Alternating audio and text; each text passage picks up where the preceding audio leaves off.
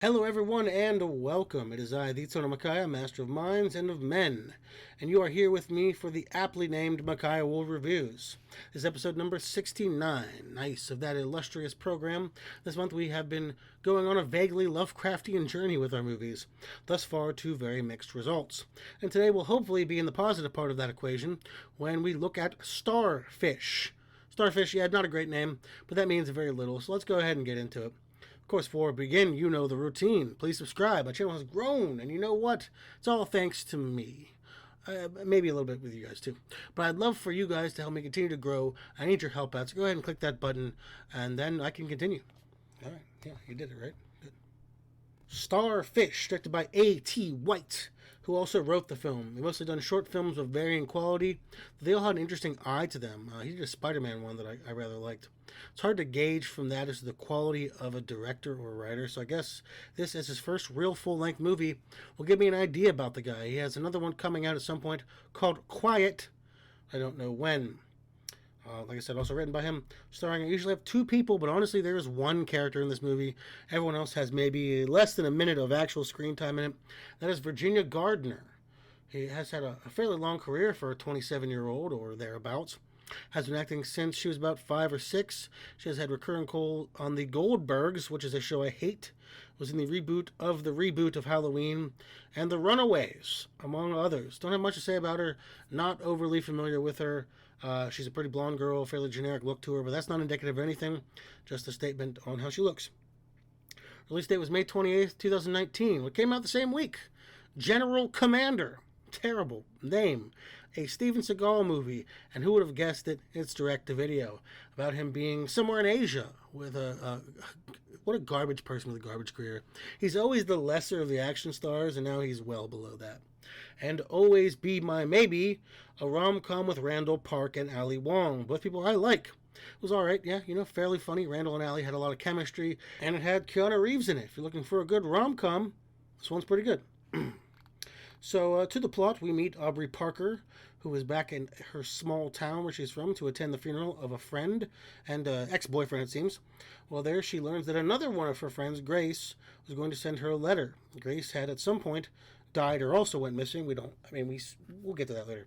They're kind of vague on that. So, of course, Grace breaks into her friend's cafe/apartment, stays there for the night, which is a perfectly normal thing to do. The next day, well, things have kind of gone to shit. Some kind of snow in the town, and the town is mostly abandoned, and there are seemingly alien-type creatures now inhabiting it. Thankfully, her friend was in communication via CB radio, some kind of noise enthusiasts. He gives us some exposition about how there has been a signal in the background of transmissions throughout the years, and it seemingly allowed these creatures to come through. He asks for Aubrey's help, to which she promptly nopes and decides to lay low in the apartment with her friend's turtle. She also finds a tape from her deadish friend, where we get some more exposition regarding more tapes that are scattered around town, something to do with the alien transmission. Thus, Aubrey has her quest: find the tapes and play them at the radio station, which is the last place that the last tape is hidden. We'll find out in a bit. So she does that, leading her to the usual places you'd see in a semi-post-apocalyptic zombie kind of fair, grocery store, movie theater. Showdowns with the alien monsters to various degrees. And finally, to the radio station, where she has collected all of the tapes. She plays them in a particular order that her friend designated.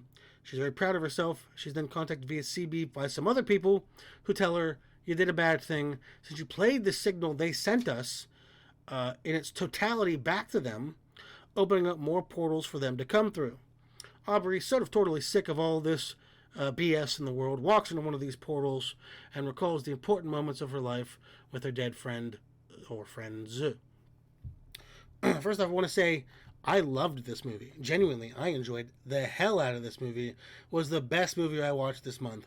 And while there were some other good ones, this was by and far my favorite. I'm not going to do a pro-cons list since I don't have a ton of cons, but I do have some things I want to go over about this movie. First off, yes, this is the exact same plot as The Mist or Half-Life 1.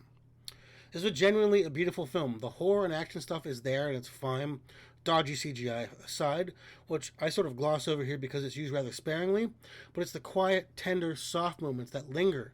They are held, the camera holds, and we see through Aubrey's lenses, and we are forced to contend with her emotional state, and it's conveyed through music cues, cinematography, facial expressions, so well, so delicately. She never has to go over plot points to let us know how she feels or what she's going through. Even though there's a scene where she imagines she's talking to Grace, it's done quite well, in more of an outlashing of emotion than a dump of exposition. Even the guy on the radio tells us a fair amount, doesn't overdo it. He sort of gives us a rough outline, and then his presence is kind of finished for the remainder of the film. But it's in these shots, in these moments, that we get the heart and soul. Her flashbacks are used excellently. Important times she had with her ex-boyfriend who passed, and with Grace, lesser so with Grace. And I'll go over my feelings about the two relationships shortly. But it makes you feel like you're part of this world, part of her understanding of this world, as it is now. And there's a scene where it turns into a cartoon, like animated, with her falling and feeling lost and stripped and bare and cold. And it's really well done. It doesn't add anything to the plot.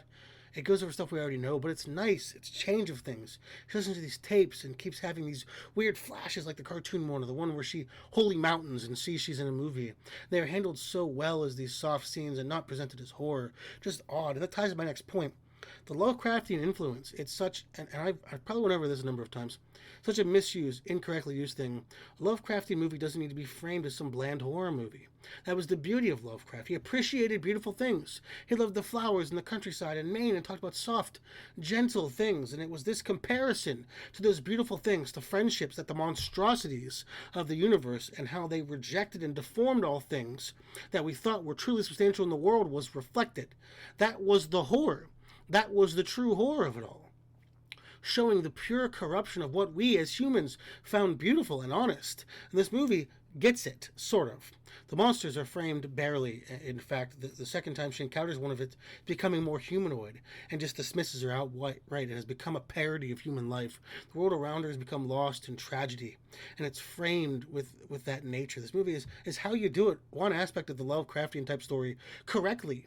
And it has a lot less of the Eldritch style horror we have become accustomed to, which complements it because everything does that. Everyone does the big cyclopean nightmare stuff, and no one does the more down-to-earth stuff, the more reserved horror that Lovecraft also did. The pacing was well done. I thought at first, when I was getting screen grabs, this would be a slow, and I don't mind a slow film. I'm huge in Bergman and the like, but it seemed like it would be boring. Pretty blonde girl stares at camera a lot, but truly, it had a well done pacing. Movement from opening funeral, which was done well, no lingering there, to friend's place, to event, to tucking in, to final journey, was brisk, eventful. Yeah, the relationship with her and her animals was fun as well. Grace had a turtle and some jellyfish. I don't know who was taking care of them. Guess they were left to die, but she started taking, Aubrey started taking care of them. The Starfish, she feeds the jellyfish Starfish, and we get a lingering shot of that every time. And at the end, the jellyfish are dead, but the Starfish persists. Was really interesting. And her and the turtle Benny was just a fun little detour. Obviously didn't go anywhere, but whatever.